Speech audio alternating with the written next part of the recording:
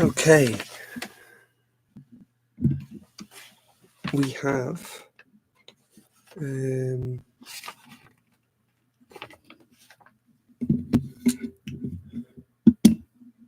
metaphysical masks that seem to have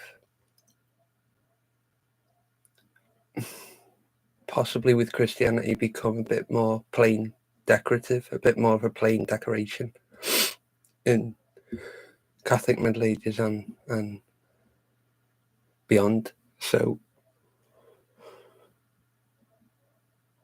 in the Byzantine, there was more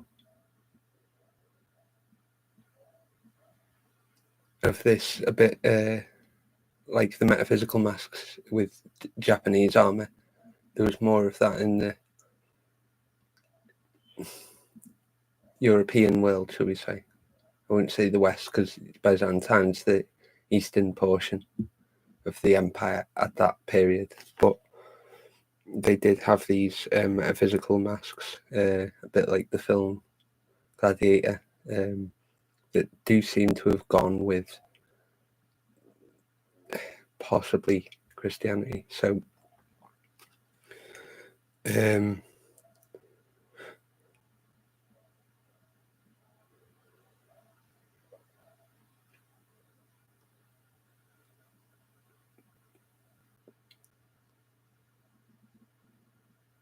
we have things that are not talked about, this is one of these things that the metaphysics, the sort of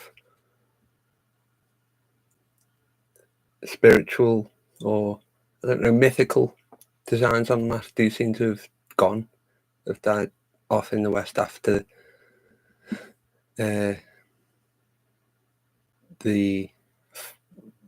Western Roman Empire, or after after that period. So there is internet pictures of this, of the metaphysical masks from the sort of high ancient Roman and late ancient Roman period, as well as I say, the Eastern Empire, Eastern Roman or Byzantine. There are metaphysical masks from that period there, which unifies physical and non-physical.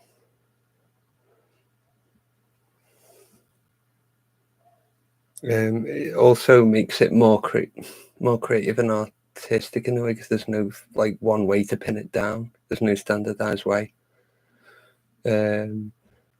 The Saxons and the Vikings did have a couple of like chainmail face guards or one or two faceplate masks, but and in the 1100s as well, with the sort of pot helm, say mid 1150, 60, something like that, sort of middle to upper mid 1100s, they had the faceplate.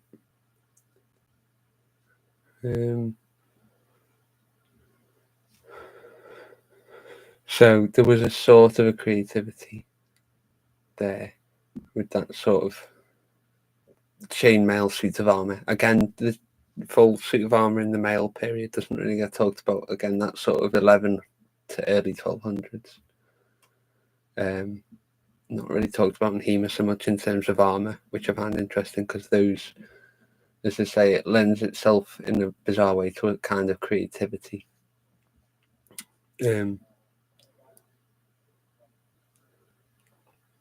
So yeah, those two things, the sort of metaphysical masks before standardization and the suits of chainmail from the 1100s, but obviously the masks go back a lot before that. But that's what they have in common.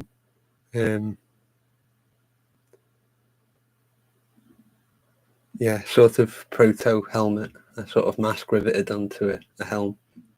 There's a sort of proto one piece, or whatever you call.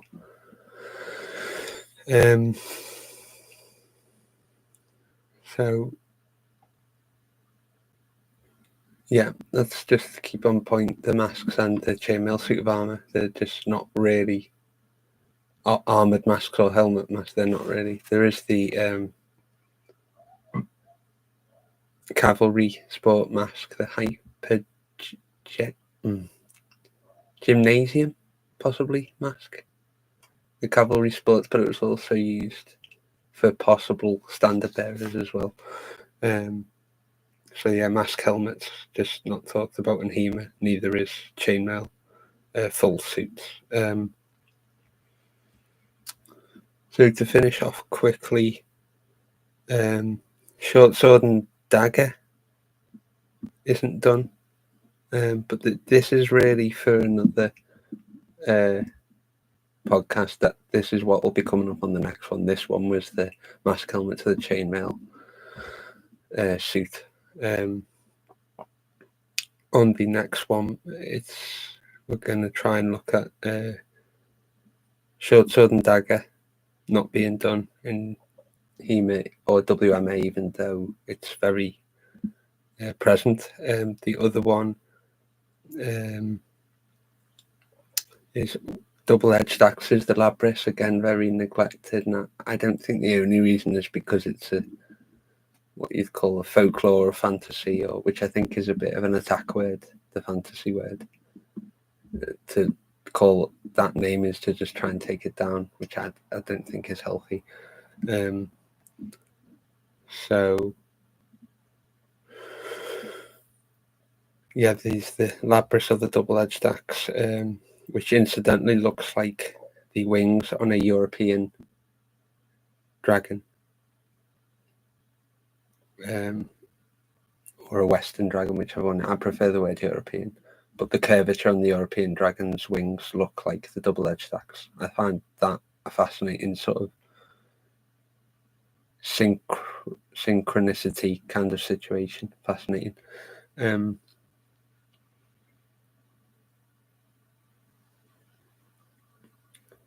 Yeah, the other is the use of helms as bucklers, which can also be done in Japanese koryu. The sort of conical hats, as well as the samurai helmet, the kabuto. So the sort of one with the angular sort of roof, the rice kind of hats, the metal and reinforced wood, they can be used as a kind of improvised buckler. So that is something to think about. But yeah, to bring back to the point of it, as I say, in WMA, the lack of attention on the mask helmets and the chainmail suits of armor, as well as tied into those two bullet points, the creativity that comes along with them, because of the non-standardization. Obviously, in Byzantium, Eastern Europe, Russia, possibly Southern Russia, there was more at that period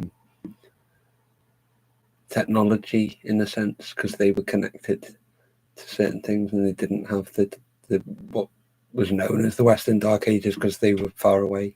So maybe at that period their armor may have been more advanced in certain areas. Just a hypothesis, could be not valid, but it is an interesting food for thought. Yeah, so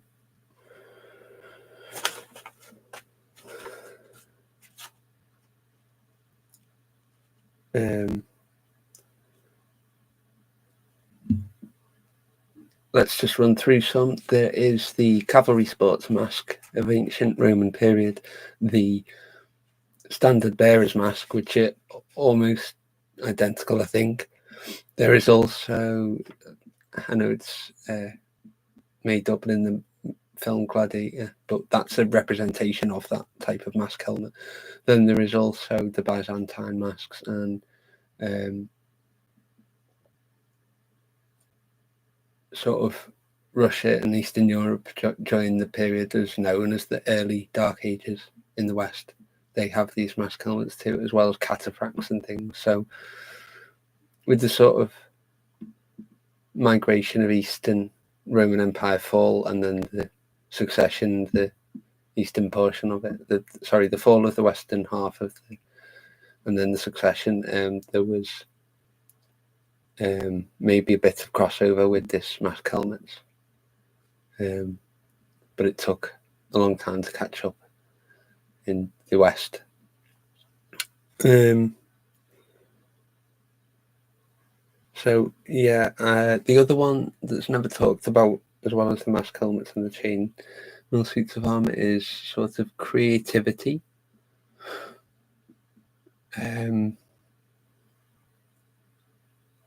Within WMA and lateral thinking. Some people call it right brain. Some people don't like the term right brain. I'll just call it lateral or outside of the box thinking. So creativity within WMA and within Hema is again not really talked about, and it's a sort of, I think there's an unspoken rule that it isn't talked about, and that might be a subconscious rule, but it does seem to be the way that it isn't talked about, and that's a shame because I think it's important. Because Japanese Koryu and WMA both had lots of creativity in them within the systems and subsystems of techniques and fighting arts. So both systems and subsystems had lots of creative concepts and applications.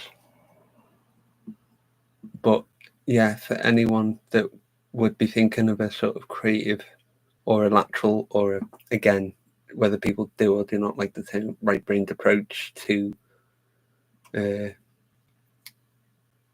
thinking about Western martial arts and Hema, would be